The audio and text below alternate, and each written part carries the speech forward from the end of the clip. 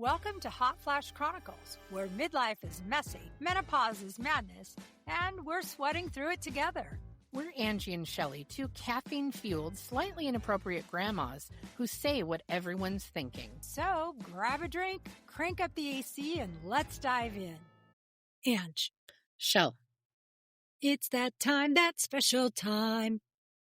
Guess what? For podcast. Podcast.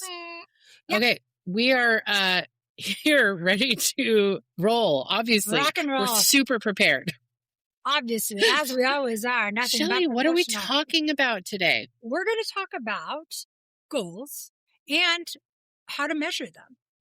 How do Yeah, you measure your success isn't success? always monetary. It's not. There's lots of different ways, and we're going to talk about some of them.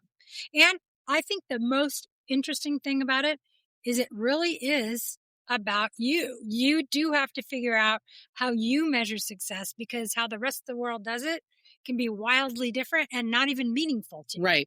So you do have to kind of Well, and it can change. figure it. Yeah. Depending on where you're at in your life, right? Sure. It's not always monetary, though. No, Like, not at all. we always think success is like how much money you've made, but sometimes it's like, I just fucking got out of bed. I'm going to call that a win. I think how that happened, how we decided money was success, was that when you are doing well, when you have money, when you are in abundance, when you're in that place, things sometimes are a lot less stressful, which makes you feel like things are better. You are more maybe calm. You're not as stressed. So I think we have this equation in our head that money means you can feel safe, you can feel secure, you can feel happy. It doesn't hurt. It doesn't hurt, and it does indeed relieve some stress. But we also know there's some people who are wildly rich monetarily who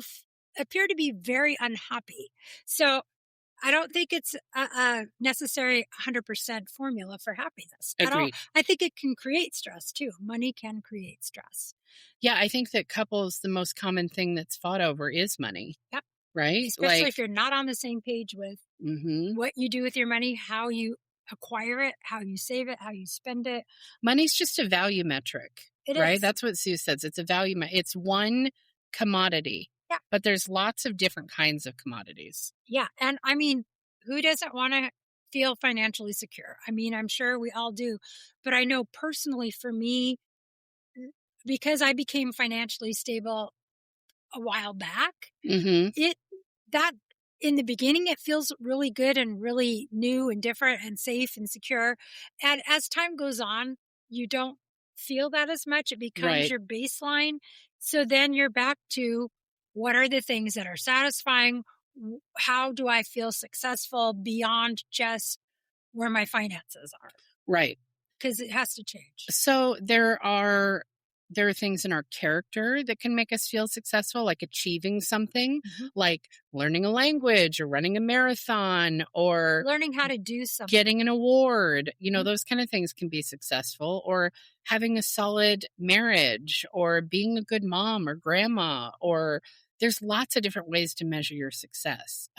Success can be, I have time to do what I want. Yeah. Because I've built a life that lends me to do that. Yes. Success can be, I can be semi-retired. I don't have to work like a dog anymore. Success can be, I like to go on vacation this many times a year and have built in my vacation and relaxation time. It can be a physical goal, like I'm going to climb this mountain. It can be an emotional goal, like I'm going to learn how to deal with certain people in my life. So I think it's a pretty big ballpark out there. Yeah, for sure. And that's why doing like a self-assessment on what's important to me, what matters to me, and how do I achieve these things. It's all things you have to put effort into. Totally. It is. And a lot of times I don't think we make real big goals instead of biting them off in little bite-sized chunks. Sometimes we make this huge, like not achievable goal, and then we feel bad when we don't hit it. Yeah, for sure. So, or if we're not being super successful in one category, we can feel like a failure overall. right. So you have to be careful with How you're measuring it and how you feel about what you're accomplishing in any category.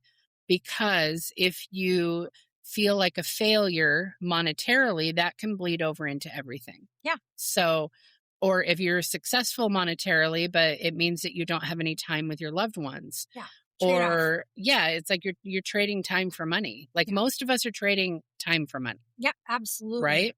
A lot of us don't have residual income. I'm working on building that, but that passive income where you don't have to trade money for time or time for money is like, isn't that the goal? Yeah. But if you're wildly successful financially, you might not have time to spend with the people that matter to you.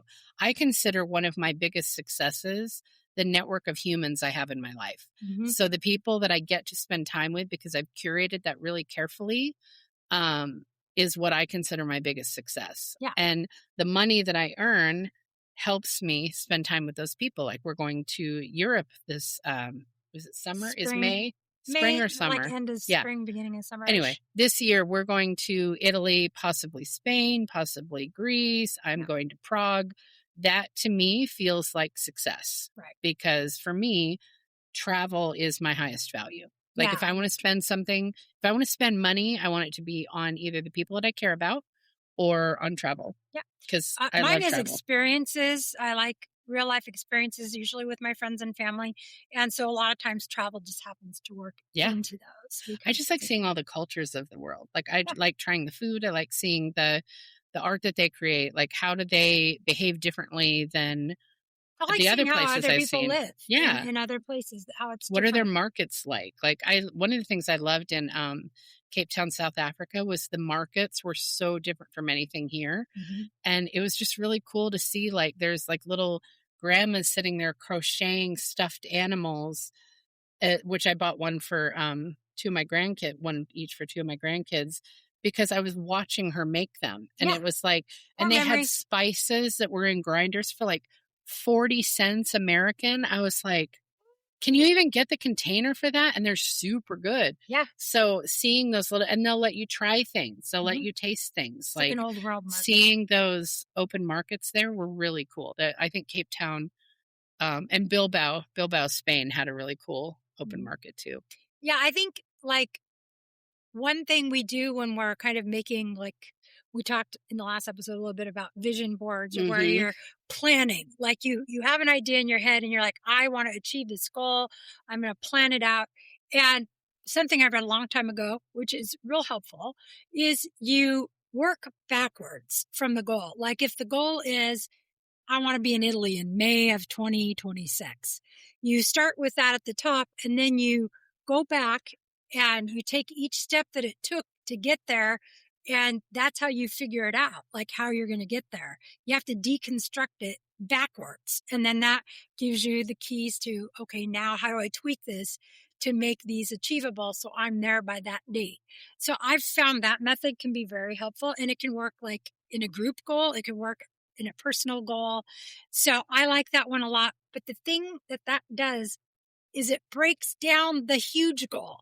Because you can't just go from point A to point Z. Yeah, you've got to figure out what bite of the elephant is happening next, right? Yeah, and that's what I think where people set themselves up for failure. I'm going to use weight loss because that's one that almost everybody who's tried it one time can relate to. You're like, in your head, you're like, I want to lose 50 pounds. I want to lose 50 pounds. And the thing is it might have taken you 10 years to gain 50 pounds. Right, but you want to lose 50 pounds in 2 weeks. In 2 weeks or in a month or 2 months even, or even 6 months. Mm-hmm. And that is huge. And what it takes, if you looked at what it really takes, it's not just, I'm going to change how I eat and I'm going to go to the gym 5 times a week. Some people, they can do that. They can say, I'm going to change how I eat. I'm going to eat 1,200 calories a day and I'm going to go to the gym 5 times a week. Some people can do that. Most of us can't. It's not sustainable. I'm not that friend. It's not realistic. And there are some people who can quit smoking. Well, I could. There's some that but can't. I don't choose to spend my time that way. Right. I could. I shouldn't say I can't do that. With it? I could do it if that was my ultimate priority, was to get But do you know how much ripped or time, whatever. But effort, and that's everything goes not into where that? I choose to spend my time. And am I fluffy because of it? Sure. Do I care? Not so But that's much. the thing about defining your goals is you Yeah. figure out like what is important to you. If you want to put on blinders and only eat 1,200 calories a day and go to the gym 5 times a week, and you have to do that and you hit that goal in 6 months, will you be able to sustain it though? Are Well, you it's willing also, to commit to that lifestyle forever? you've said this before, and this has landed hard for me. Saying yes to something is saying no to something else. So if I say yes to going to the gym 5 times a week, I'm now in turn saying no to things 5 days a week, because the time that I was spending doing one thing is now going to have to be reprioritized to go to the gym, which, no hate, obviously no hate against the gym. That's just not where I choose to spend my time. Well, And yeah, if I choose to do physical activity, I'm going to do it within my home, or maybe go to the gym once a week or whatever it is. Like, you get to decide that. I But find, if I'm saying yes to the gym, I'm saying no to something else. and also it's about things being real and sustainable. Is 5 times a week at the gym real and sustainable for you? Maybe For some it people. is. Maybe it isn't. Maybe you really enjoy it and love it. Now, what we could do, because I'll go, no, I don't want to, I don't have time. I can't do 5 times a week, but maybe I can do 1 time a week. Sustainable. Mm-hmm. And me going to the gym 1 time a week would still be way more than I used to go. And people downgrade that though. They think it's not important. And the thing about real changes and hitting real goals is sometimes they're smaller than you think. Yeah. And they will have Those micro adjustments add up over time. absolutely. So I think a lot of times we get impatient and we overestimate and put ourselves out there into something that was never going to work, that we were never going to be able to sustain. Then we feel like failures and like none of it mattered and none of it worked.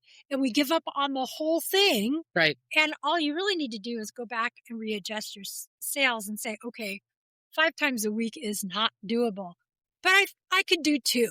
Yeah. That really is doable. And I to can say do that. forever to me is like, then if you fuck up once, my brain works like, well, I didn't do it forever, so now I'm just going to stop doing it completely. Right. And that's how most of us are. You have to be careful. We have a with that. very all or nothing mentality.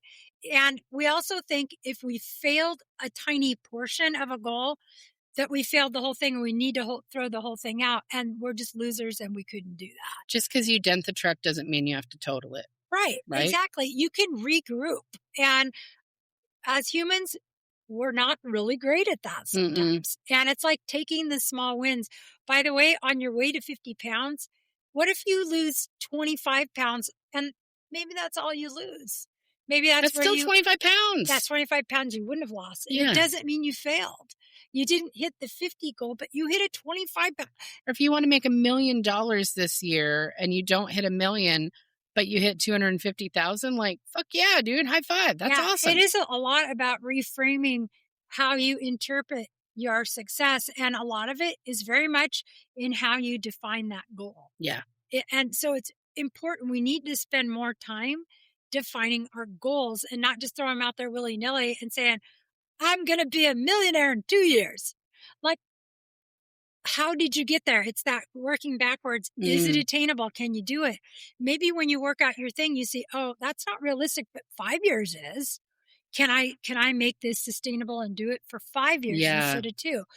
Sustainability, that's why change is hard. That's why getting certain goals are hard, because hardwiring in your brain and in your habits is super challenging and hard to do. It is. And because we're creatures of habit. we are. And once we're in a way of doing things, it is very hard to teach us to get out of there for any extended period of time. And giving yourself grace and patience, we're not always great at that. And we think other people are judging us harshly, but usually we are our harshest judge. We usually are so much harsher on ourselves or harder on ourselves than other people are. Totally. And honestly, it doesn't matter what they think. It doesn't. It I does mean, I'm matter what working you on that. think. I am a serial people pleaser. I tend to put others' needs in front of me. I'm trying to hang that cape up. I'm trying real hard, but it's hard. It is. When you've been doing it for 52 years, trying to appease everybody, to all of a sudden say, no, fuck that. I'm going to do it this way. And I don't care. And not get pushed back, because you will. Well, because I see people that can just like speak up for themselves and like set boundaries super strongly, but I don't dislike them for it. It's like I worry a lot about people not liking me. This is something that's been a recurring theme for me. Mhm. And when I see other people not doing that, but they're still likable, it's like, God, I wish I had more of that. I prefer, I mean, I think in everybody's world, almost all of us kind of would prefer if everybody just liked us. Like maybe that would be easier if everybody just did. And I found out a long time ago that I had to let go of that because for me to be authentically me, there's a certain amount of people who are going to love that and be very drawn to it. And there's just a certain amount of people who aren't going to like that. Yeah. And it's nothing about me. You being authentic to yourself, if you're really going to be true to yourself, you have to accept that X amount of people will like you Yep. and just X amount of people won't. Yep. And that is okay. And that's the hardest part, especially I think for women. Mm-hmm. And especially if you're in any kind of caretaker role, if you take care of your parents, if you take care of your partner in life, if you take care of kids or grandkids or friends, if you're in that role, it's hard to think that somebody might not like us. But it is a reality that to be true to yourself, because I'll tell you, you cannot be everything to everyone. You Nope. just can't. You can't. Well, do it. and then I get judged for being too people pleasy. So Yeah. because there are people that are like, stand up for yourself, like da da da, like they're not liking that I'm people pleasing. So in turn, me trying to overly please them is actually working against me, and that it's just Yeah. it's so fucked. And it's like it's hard to change getting a what is it, leopard to change its spots or Yeah. something. It's real hard to change that. Yeah. And it's a work in progress, and it's okay if you can't do it overnight. It is Like and only uncomfortable. do it if you want to. Yeah. It's Like uncomfortable. Get yeah, accepting of the fact that things can feel uncomfortable because they can, especially when you're going to make a change. And the first time you let it go and you don't run around and try to fix yourself to be liked by someone, it's rough. And it goes against every instinct that you have because your instinct is to run around and try to be this thing that they want. some Or do people the it's thing. not. Some people just don't give a shit what people think about them. Yeah, well, they've went through that maybe early on. Maybe there's something that they did that where they didn't have to be that way. They just were like, I'm going to be me. Well, I love that for them. And I love that for them too. But it took me a while to learn it. And I notice when I do it now, it is off putting to some people. Like when I just go out there and I'm like, here I am. This is unapologetically me. I'm going to stand my ground. This is my belief system. Here I am. It was it was a lot harder 20 years ago. It's not hard at all now. Right. I've accepted that some people aren't going to like me. And then I thought, you know what? I don't like everybody. I don't like everybody. And For it doesn't sure. mean they're a bad person. Sometimes it's just like, well, they're not my cup of tea. Maybe I want the people that I like to like me, but I don't care that everybody likes me. Yeah. But if I like them, I want them to like me. Right. Yeah. And sometimes that happens and still sometimes it doesn't. Sure. And you can still like them, even if they don't like you. You can still enjoy being around them or whatever. It's kind of, if they don't like you and you're being authentically you, then that's their problem.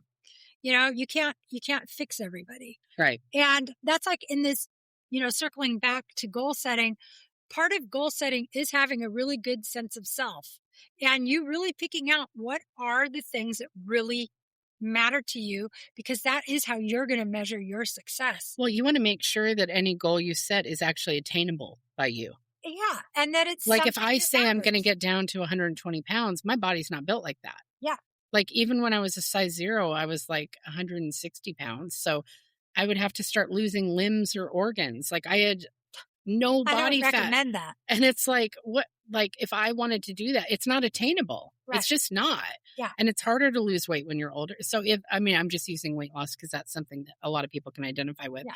But if I set my goal to be 120 pounds, it's not attainable and I'm setting myself up to fail. Right. If I set my goal as I'm going to make a 7-course meal every single night for dinner, not attainable. If I set my goal that I'm going to go to Europe once a month, not attainable. If I set myself up that I'm going to go to the gym twice a day, forever and ever, not attainable. So make sure whatever your goal is, that it's something that you personally can attain. And so you're setting yourself up to succeed. There are ways that you can figure that out. Like, okay, so what you're saying when you say I want to weigh 120 pounds.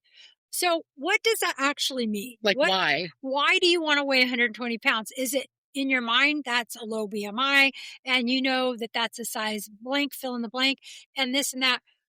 And that's why you want to do it, because there are ways to figure out what your ideal body weight actually is. There are things you can do. There are tests that they can do. You can go to a nutritionist. They can do in-body tests that measure what would be ideal for you.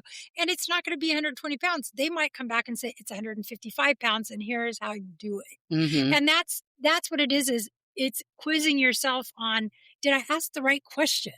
Like, did I create the right goal based on this correct set of data? If my goal is I want to be healthy, I want to have a healthy BMI, and I want to have this percentage of muscle, you can figure that out. Now, they have ways to figure that out, and I can guarantee you it's not going to say 120 pounds. Yep. So it's about when you get that idea in your head, it's like, okay, now how can I research this? How do I find out what this is and if it is attainable? Or how do I make it attainable? And all this takes time. Like, this is the thing. A lot of times when we want to change, it's an impulse. We're like, I want to change now. Haven't they disproven that it takes 21 days to create a habit? Yeah, it's much longer. It's been disproven because for years it was like, if you do something for 21 days straight, it is now a habit and it is now ingrained in who you are. But I can't remember what the new data is. I think the new data shows that there's different time periods for different kinds of goals. Yeah. Some of them, like if it's a nutrition change, it's X amount. If it has like variance. Like if it's a mental thing that's been ingrained in you, those are really hard to undo. I know when I've learned a song a certain way and it goes into my muscle memory, if I have to learn a new version of the song or sing a different part, it is so hard to unwire what I put to memory. So you have to give yourself grace and understand, especially as we get older, it can take us longer to undo those old things. And your brain capacity and how you take in information and disseminate it and learn it and put it back out there, it's different. So you have to try different ways. And you also have to think of, if you're setting a goal to hit a certain something. Let's say you want to drink a gallon of water a day. It's like, well, how much are you drinking right now? If it's 8 ounces, a gallon is a real lofty goal. Or I want to go to the gym every day for 6 months. It's like, well, how much are you going now? You're not going at all. It's very unlikely that you're going to hit 7 days a week for 6 months. Or if I want to make $500,000 a year, well, how much are you making now? 40,000? That's a big fucking goal. We don't human that way. Yeah. But so you have to make sure it's like, well, how much are you doing now? Right. And if you're not doing any of it, then you might want to meter that expectation. A lot of it is about being not realistic. That you can't do it, but it's going to take a lot for me to go from, like, if I was making 40,000 a year to make $500,000, that's a huge jump. Yep. And I better have the action and the tools to make it happen.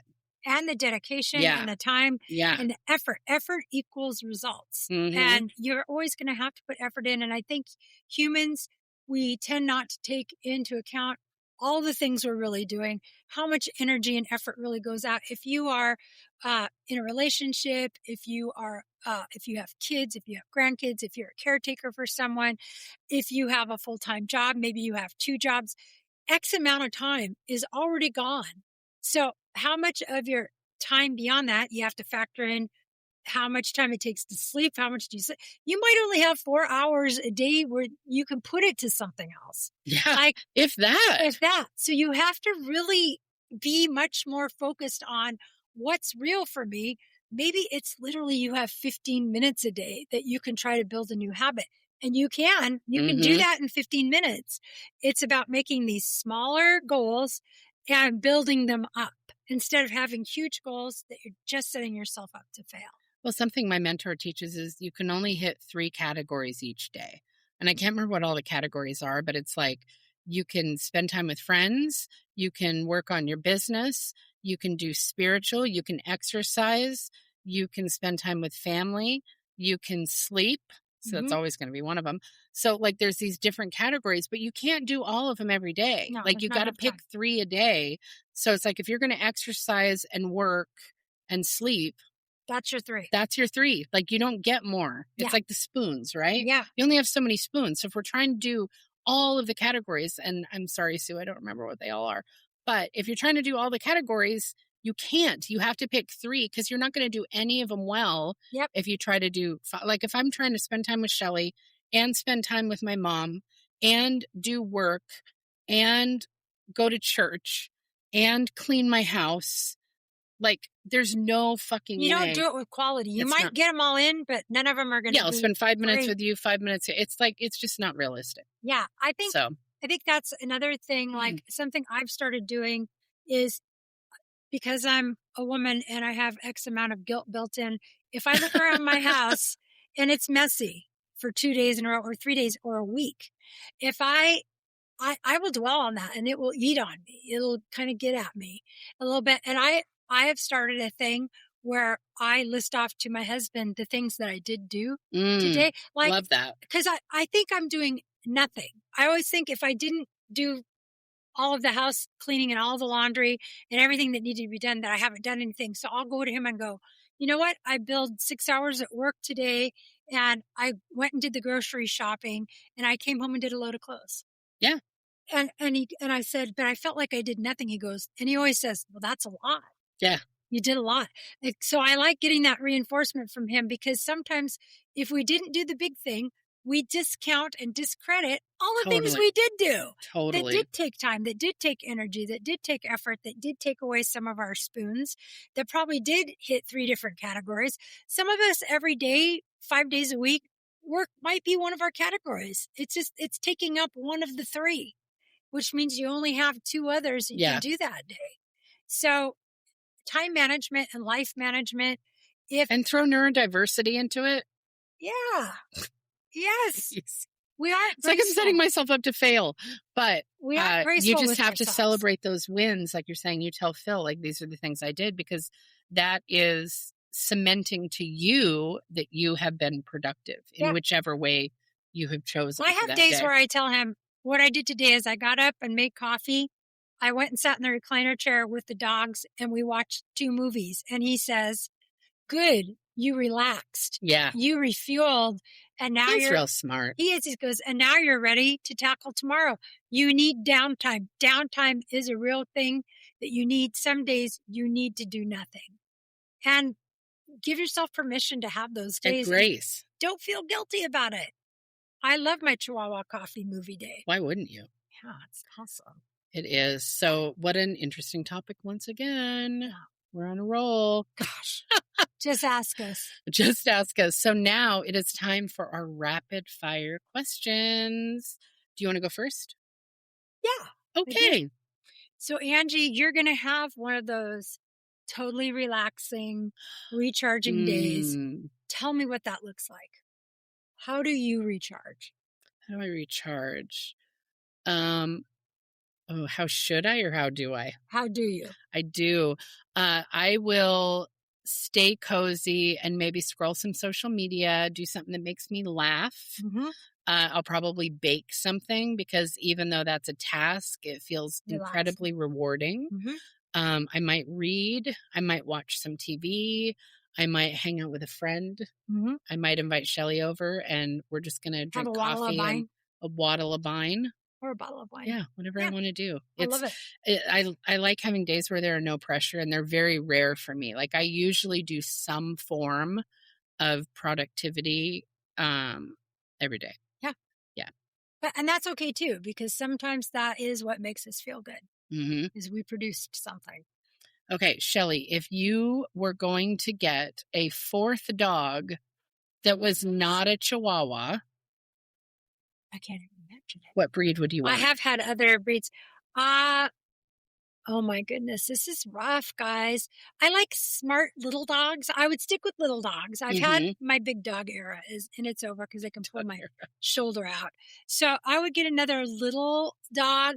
I kind of think, I think corgis are adorable. I thought you were going with corgi.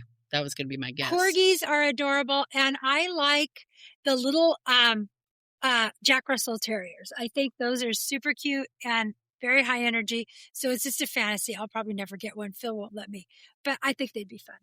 They would be fun. They would be. I love it. Okay. So Angie, I'm going to go. Sometimes I just have to copy you and say, what would your next dog be? You already asked me a non-food one.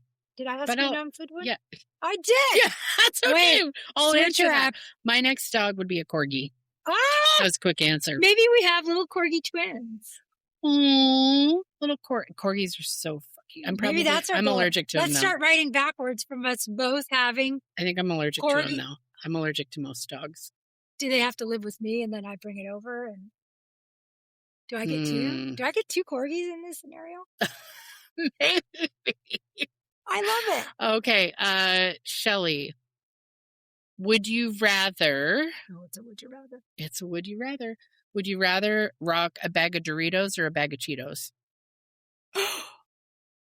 That was a delayed startle reaction. It's so hard because they both are cheesy. You can get cheesy. And you know what? Right now, if I could have the taco flavored Dorito, I love that. It's You not. mean the nacho cheese one? No, there's a taco flavored Dorito. It's not at every store, right, people? If you can find it, it's a rare find. But the taco seasoned flavored Dorito, chef's kiss. Chef's kiss. Okay, I'm going to have to find it. Mhm. Or you could bring me some with a Okay. Waddle of Bind and we can relax. Let's do that. That's a great idea. I like the idea of spending that as very important and meaningful time together. Totally. All of our time together is meaningful and rewarding. It is. You guys, thank you so much for listening. It means the world to us that you've chosen to hang out with us today. If you have a moment, if you can give us a like, a comment, a share, a subscribe, a follow, all of those things. And most importantly, the 5-star review, wherever you're listening. It helps push us out to more people. It does. So thank you so much. And we hope you have a great rest of your day. Ciao. Ciao. That's it for today's dose of midlife mischief on Hot Flash Chronicles. Thanks for listening and letting us overshare. If you laughed, nodded along, or shouted same at any point, hit that subscribe button and share us with your favorite humans. And remember, we're still hot, just in flashes.